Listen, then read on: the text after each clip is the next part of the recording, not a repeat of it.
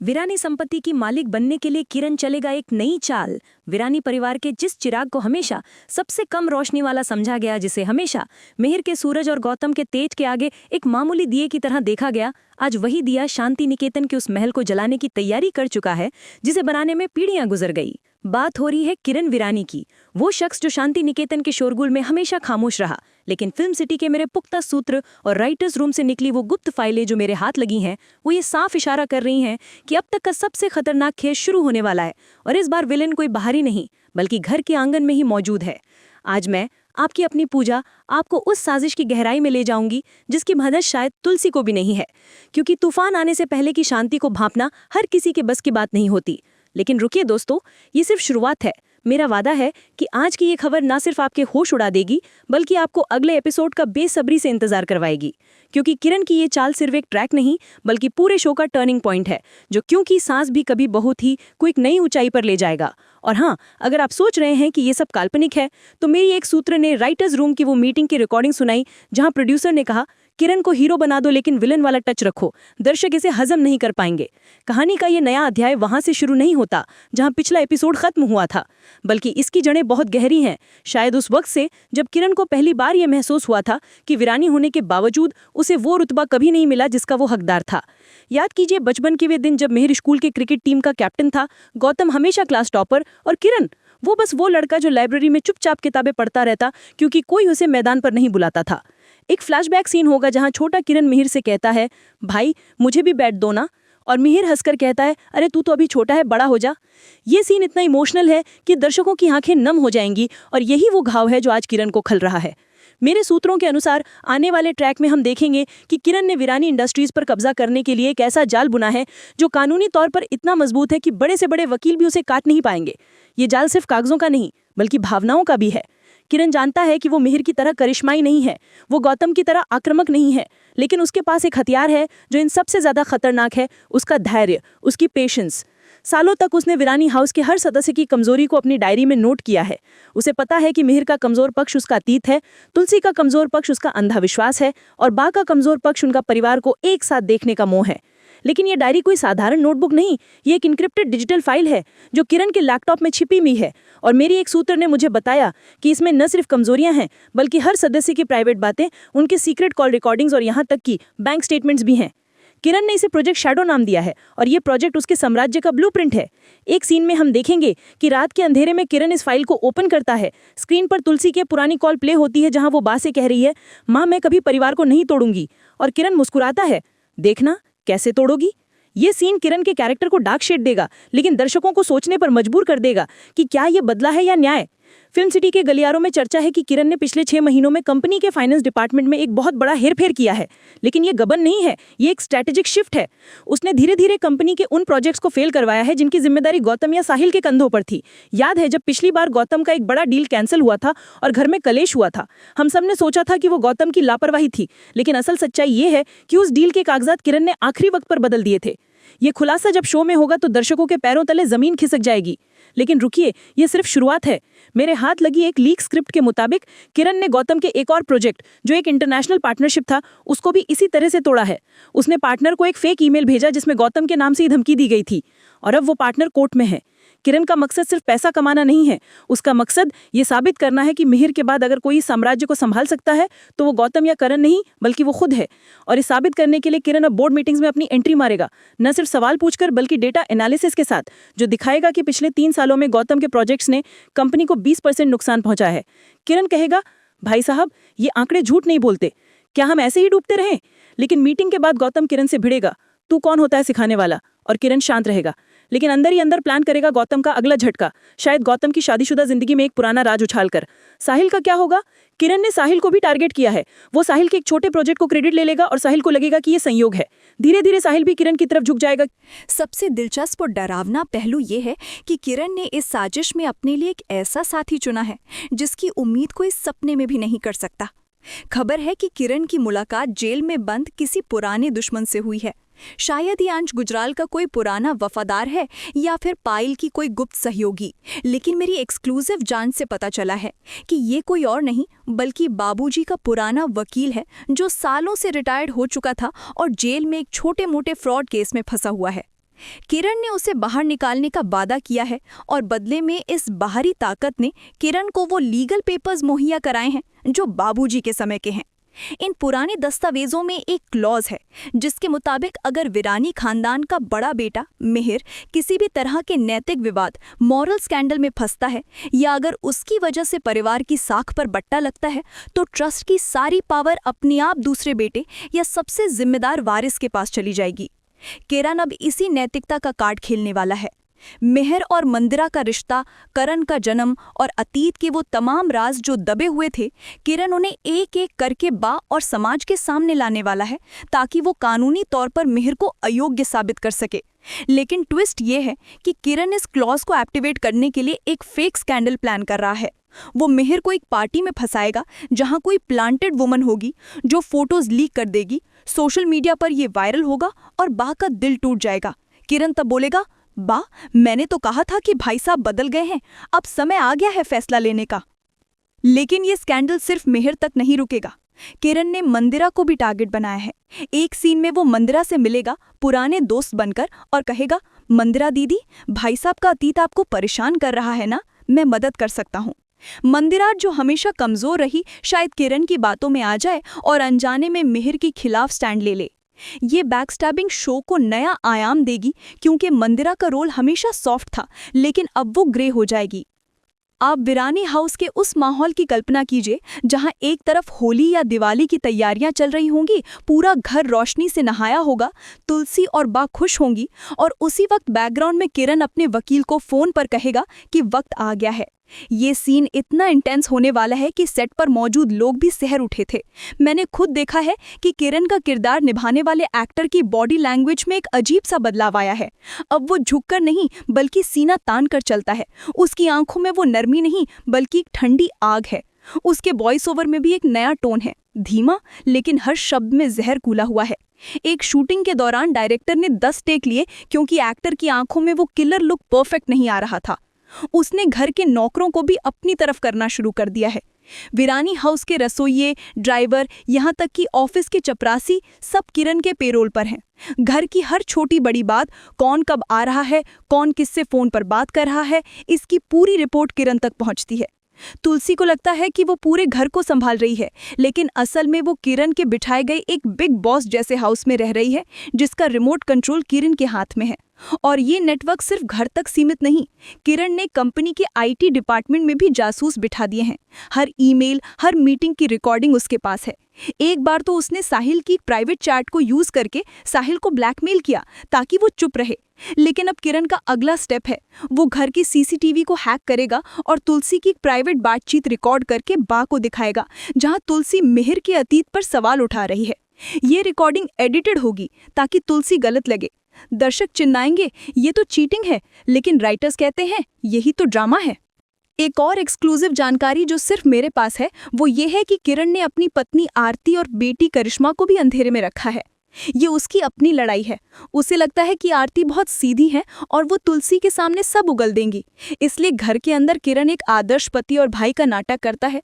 बा के पैर दबाता है, उन्हें मंदिर ले जाता है और रास्ते में धीरे धीरे बहुत ही शातिर तरीके से बा के कान भरता है।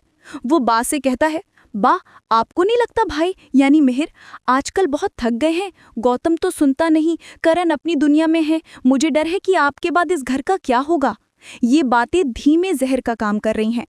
बा को अब लगने लगा है कि वाकई किरण ही वो एकमात्र खंबा है जिसने इस घर को गिरने नहीं दिया। लेकिन ये जहर सिर्फ बा तक नहीं, किरण ने आरती को भी धीरे धीरे अपनी तरफ मोड़ना शुरू कर दिया है। एक सीन में वो आरती से कहेगा, तुम्हें लगता है मैं कमजोर हूँ? देखो मैंने करिश्मा के लिए क्या क्या किया है, लेकिन अगर मैं चुप रहा तो हमारा भविष्य क्या होगा? आरती जो हमेशा घर की शांति चाहती है, धीरे धीरे किरण के सपनों में खो जाएगी और शायद एक दिन वो खुद तुलसी के खिलाफ खड़ी हो जाए। करिश्मा का रोल भी बड़ा होगा क्योंकि वो अब टीनेजर है और किरण उसे यूज करेगा। एक सीन में करिश्मा स्कूल से रोते हुए आएगी क्योंकि किसी ने कहा तुम्हारा पापा तो घर का नौकर है, और किरण उसे गले लगाकर कहेगा, बेटा मैं दिखाऊंगा दुनिया को। ये इमोशनल बॉन्ड किरण को जस्टिफाई करेगा लेकिन दर्शकों को कंफ्यूज भी। जिस दिन बान ने वसीयत पर यह सोचकर साइन कर दिए कि वो जिम्मेदारी किरण को दे रही हैं ताकि मिहिर को आराम मिले, उसी दिन वीरानी साम्राज्य का पतन शुरू हो जाएगा। लेकिन वसीयत साइन करने से पहले किरण एक इमोशनल सीन प्ले करेगा। बा को पुरानी फोटोज दिखाएगा जहां बाबूजी किरण को गोद में लिए हुए हैं और कहेगा, बाबूजी ने कहा था कि सबसे छोटा बेटा ही घर का सबसे मजबूत होता है। बा भावुक हो जाएंगी और साइन कर देंगी बिना जाने कि ये ट्रैप है। आरती इस सीन को देखेगी लेकिन चुप रहेगी क्योंकि किरण ने उसे धमकाया है कि अगर बोली तो करिश्मा का भविष्य बर्बाद। किरण की योजना का सबसे क्रूर हिस्सा ये है कि वो तुलसी को पूरे समाज के सामने बेनकाब करना चाहता है। वो एक ऐसी स्थिति पैदा करने वाला है जहां तुलसी को अपने धर्म और परिवार में से किसी एक को चुनना होगा।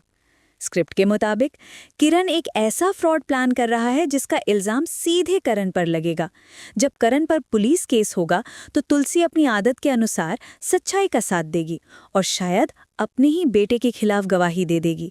यही वो मौका होगा जब किरण बा के सामने साबित करेगा कि देखिए, तुलसी भाभी ने फिर से अपनी महानता के लिए घर के चिराग को बुझा दिया। इस बार किरण तुलसी की महानता को ही उसका सबसे बड़ा दुश्मन बना देगा। परिवार टूट जाएगा क्योंकि आधे लोग करण के साथ होंगे और आधे तुलसी के खिलाफ, और इस फूट का फायदा उठाकर किरण चेयरमैन की कुर्सी पर बैठ जाएगा। लेकिन फ्रॉड का डिटेल और भी डरावना है। किरण ने कंपनी के एक फंड को मिसयूज करने का प्लान बनाया है जहां करण का नाम साइनेचर के तौर पर यूज होगा।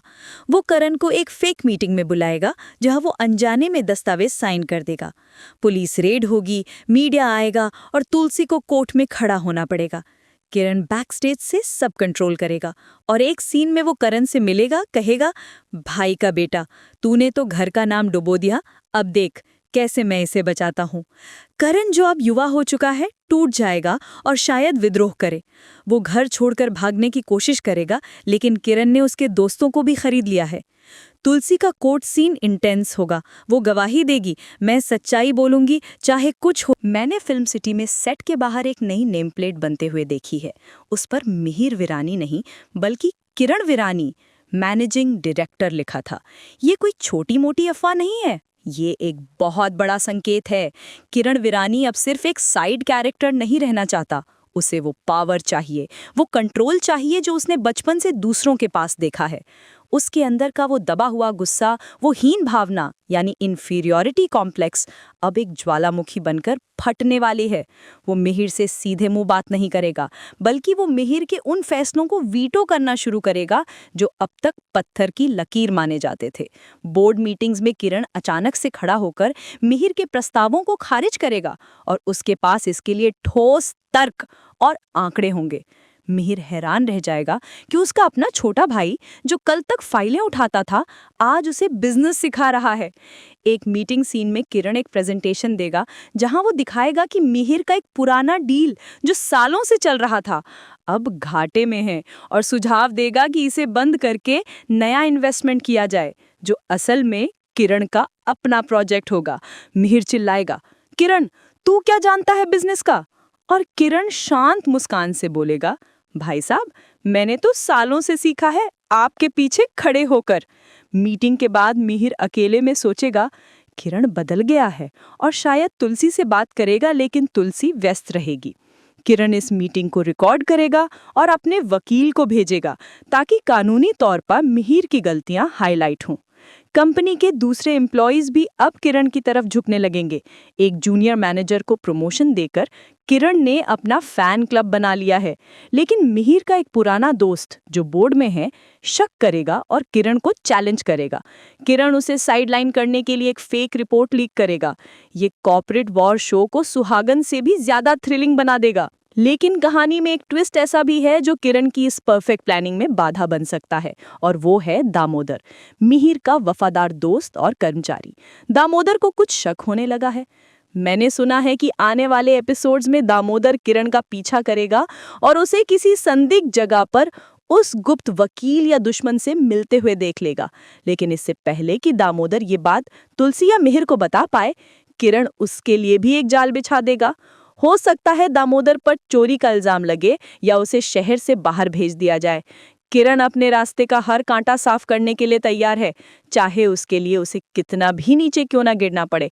दामोदर का ट्रैक और भी इंटेंस होगा। वो एक प्राइवेट इन्वेस्टिगेटर हायर करेगा, लेकिन किरण को पता चल जाएगा। फिर एक नाइट सीन में दामोदर को किडनैप करने की कोशिश होगी, लेकिन वो बच निकलेगा और तुलसी को एक क्लू देगा, एक पुराना लेटर जो किरण ने गलती से ड्रॉप किया था। ये क्लू तुलसी को किरण के प्लान की भनक देगा, लेकिन तब तक देर हो चुकी होगी। दामोदर शो से बाहर नहीं होगा। राइटर्स ने उसे एक हीरोइक रोल दिया है, जहां वो अंत में किरण के खिलाफ खड़ा होगा, लेकिन घायल होकर। एक एक्शन सीन होगा जहां दामोदर किरण के गोदाम में घुसेगा, दस्तावेज चुराने की कोशिश करेगा, लेकिन किरण के गुंडों से भिड़ेगा। तुलसी दामोदर को बचाने आएगी और ये सीन महाभारत जैसा लगेगा। लेकिन दामोदर की पत्नी का रोल भी आएगा।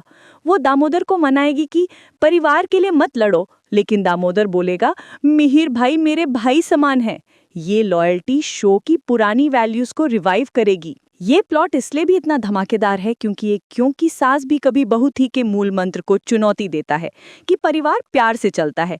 किरण साबित करना चाहता है कि परिवार प्यार से नहीं, पावर और पैसे से चलता है।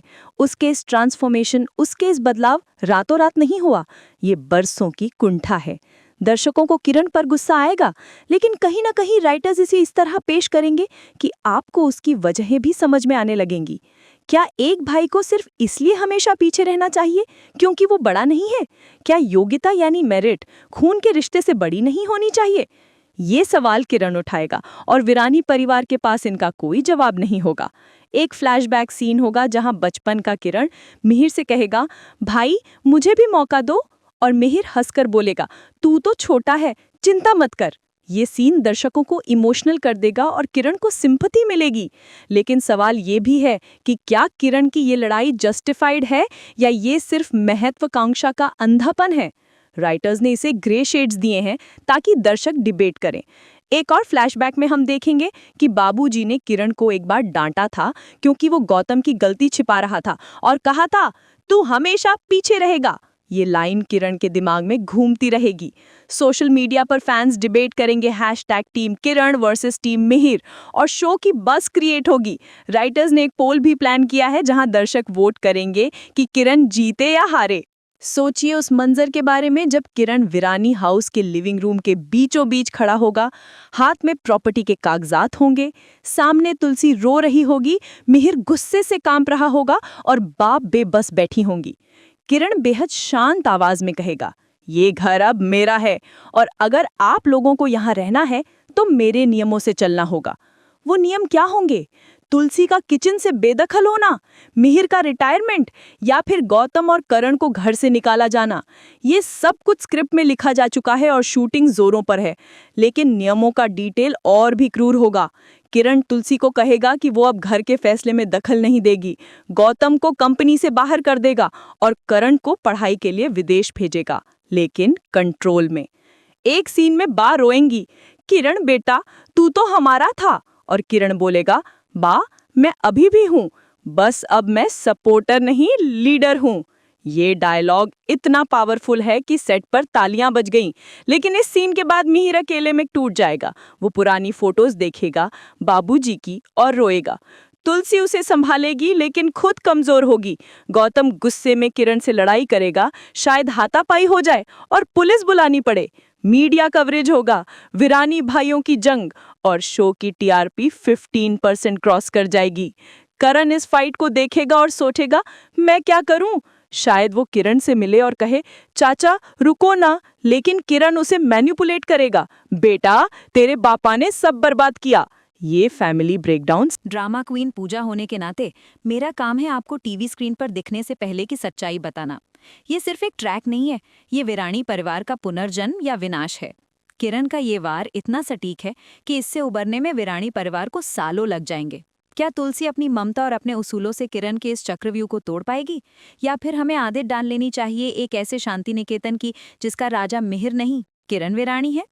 इस पूरे घटनाक्रम में एक वाइल्ड कार्ड एंट्री की भी गुंजाइश है। हो सकता है कि शो में कोई पुराना कैरेक्टर वापस आए जिसे किरण ने अपनी ढाल बनाया हो। फिल्म सिटी में कानाफूसी है कि ये कैरेक्टर कोई और नहीं बल्कि विरानी परिवार का ही कोई भूला बिसरा रिश्तेदार हो सकता है।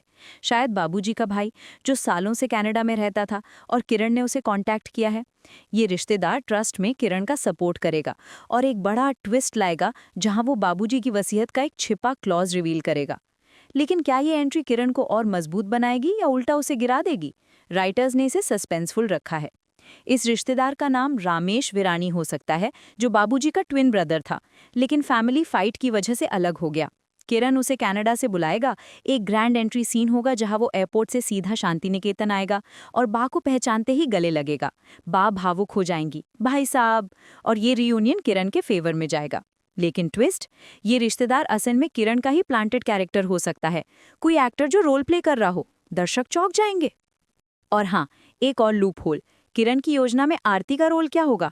मेरी एक सूत्र ने बताया कि आरती को शक हो जाएगा जब वो किरण की डायरी देख लेगी। एक नाइट सीन में वो किरण से कन्फ्रंट करेगी, ये सब क्या है, तू परिवार को बर्बाद कर रहा है। किरण उसे मनाएगा, लेकिन अगर आरती तुलसी के पास चली गई तो पूरा प्लान उलट सकता है। ये इमोशनल बैटल शो को और डीप बनाएगा। आरती का बैक स्टोरी भी आएगा। वो बचपन से गरीबी में रही है, इसलिए किरण की महत्वाकांक्षा को समझती है, लेकिन माँ बनने के बाद बदल गई। एक सीन में करिश्मा आरती से कहेगी, मम्मी पापा सही कहते हैं ना, और आरती दुविधा में फंस जाएगी। तुलसी आरती को मनाएगी, बेटी परिवार एक है, लेकिन आरती बोलेगी, भाभी हमारा भी परिवार है। ये विमेन वर्सेस विमेन का एंगल नया होगा। एक और सब प्लॉट, किरण ने कंपनी के बाहर भी एलाइज बनाए हैं। एक बिजनेस पार्टनर जो गुजराल ग्रुप का है किरण से मिलेगा और कहेगा, तुम्हें सपोर्ट करूंगा, लेकिन बदले में शेयर्स। किरण मान जाएगा, लेकिन ये पार्टनर डबल क्रॉस कर सकता है। राइटर्स ने इसे ओपन एंडेड रखा है। तो तैयार हो जाइए, अपनी सीट बेल्ट बांध लीजिए, क्योंकि शांति निकेतन की नींव हिल चुकी है। किरण, जिसे हमने हमेशा लाम के भाई भरत की तरह देखा, अब सिंहासन के लिए महाभारत रचने जा रहा है। और विश्वास मानिए, जब ये एपिसोड ऑन एयर होगा तो टीआरपी के सारे रिकॉर्ड टूट जाएंगे, क्योंकि घर का भेदी जब लंका ढाता है तो आग बहुत भीषण लगती है। मैं अपनी नजरें सेट पर बनाए हुए हूँ। जैसे ही किरण अपनी अगली चाल चलेगा, सबसे पहले खबर आप तक, मेरे यानी पूजा के जरिए ही पहुंचेगी। लेकिन अगली बार मैं आपको किरण के एक और सीक्रेट के बारे में बताऊंगी।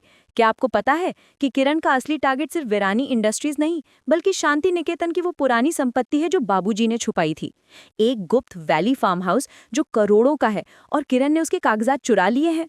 Wait for more drama queens. और हाँ, अगर आप फैंस हो तो कमेंट्स में बताओ, किरण विलेन है या हीरो? शो की टीम पढ़ रही है।